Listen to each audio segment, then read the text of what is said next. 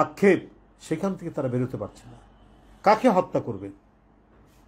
হাতে অস্ত্র নিয়ে নামতে বলছে কার বিরুদ্ধে? ফ্যাসিবাদী দুঃশাসন দিয়ে মানুষকে তার ভোটাধিকার, গণতন্ত্র থেকে বঞ্চিত করে 15-16 বছর যে দানবীয় দুঃশাসন চালিয়েছেন এবং এই দেশকে একমাত্রিক, একরগা এবং একটি নির্দিষ্ট বৈশিষ্ট্য দেওয়ার জন্য দেশের স্বাধীনতাকে পর্যন্ত বন্ধক রেখেছিলেন পার্শ্ববর্তী দেশে।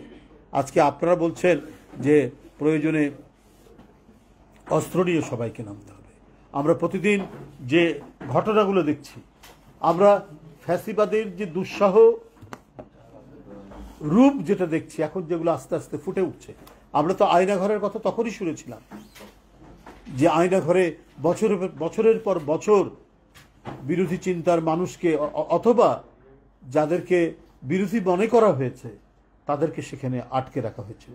এর মধ্যে অনেককে একবার চিরদিনের জন্য কোথায় যে ফেলে রাখা হয়েছে জানা যায়নি, কয়েকজনকে তো খুঁজে পাওয়া গেছে। গুম কমিশন তদন্ত করতে করতে যেটি পাওয়া গেছে, আরও প্রতিদিনই সমস্ত বিপজ্জনক এবং মানে হাড় হিম করা, রক্ত হিম করা সব ইয়েগুলো পাওয়া যাচ্ছে। সেখানে কিছু এই সমস্ত গোপন বন্দিশালা যেটা ফ্যাসিবাদের সরকার করেছিল, সেই বন্দিশালা মানে আইন শৃঙ্খলা বাহিনীর তত্ত্বাবধানেই এই বন্দিশালাগুলো করা হয়েছিল।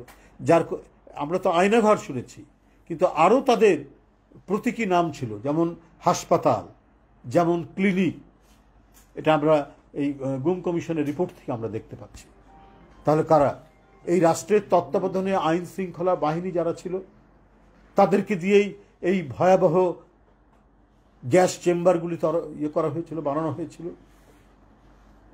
এই মৃত্যুপুরীগুলো, এই মৃত্যু ঘরগুলো, এই দম বন্ধ করা মানে কি বলে যে আপনার রুদ্ধশ্বাস, এই সমস্ত কক্ষগুলো তৈরি করা হয়েছিল, যার নাম দেওয়া হয়েছিল হাসপাতাল, যার নাম দেওয়া হয়েছিল কি বলে ক্লিনিক। এই জন্যই আমরা বলছি অবিলম্বে আমাদেরকে এখনো সংগ্রাম করতে হবে। আমরা সেই প্রতিষ্ঠার জন্য আমরা আমাদের কথা বলে যাব, আমরা লড়াই করে যাব। সবার সর্বসম্মতিক্রমে আমরা যে 5ই আগস্টের বিপ্লবের পর 8ই আগস্ট থেকে যে অন্তর্বর্তীকালীন সরকার, আমরা সেখান থেকে আস্থা হারাতে চাই না।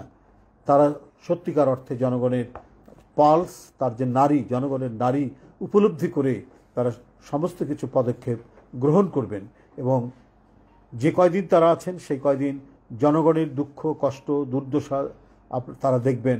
আজকে উত্তরাঞ্চলের বহু জমি তলিয়ে গেছে, বোরো ধান লাগানোর, বোরো ধান যে মানে কাটবে, সেই কাটার যে মানে পরিস্থিতি তৈরি, অনেক ধানের ক্ষেত ভেসে গেছে। রবি শস্যের পর আপনারা জানেন যে বোরো ধান লাগানো হয়। আপনার সিরাজগঞ্জ থেকে শুরু করে বহু জায়গায় এই কয়েকদিনের ভারী বৃষ্টিতে এগুলো সব ডুবে গেছে। তো সেই ক্ষেত্রে আজকে আমাদের যে কৃষি, যে আমাদের মেরুদণ্ড, মানে কৃষি যে আমাদের অন্যতম প্রধান উৎপাদনের যে জায়গা, সেটি যদি ধ্বংস হয়ে যায় তাহলে দেশের জন্য, দেশবাসীর জন্য এটা অত্যন্ত ক্ষতিকর ব্যাপার হবে। তো এই সব বিষয়গুলো সরকার দৃষ্টি দেবেন। বিশেষ করে এই মুহূর্তে আমরা ভয়াবহ যে করোনার এবং ডেঙ্গু তো ইতিমধ্যে আক্রান্ত করেছে, আমাদের তথ্য মতে প্রায় 4,000 সাড়ে 4,000-এর মতো। এক বরগুনা থেকে আমি খবর পেয়েছি।